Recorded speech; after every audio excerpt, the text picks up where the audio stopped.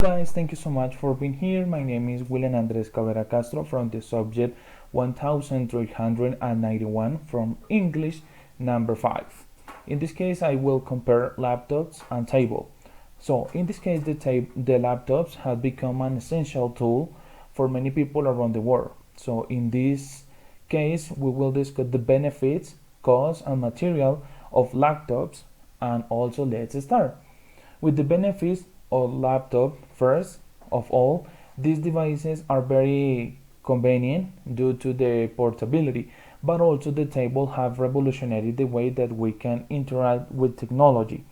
In this case, also I will talk about the advantages and disadvantages of table that will be present using comparative and superlative too. For advantages, table are more portable than laptop because we can take it and you can put inside a suitcase. But also we can use the tables to do homework, to recording a video, to prepare or find information on internet, or also we can read books with the table and also with the laptops. Tables are also often cheaper than laptops and we have longer lifespan compared to mobile phones. But in this case, the laptops are much lighter and thinner than desktop computer, making them easier to transport. Another important benefits of laptop is their ability to connect the internet wireless.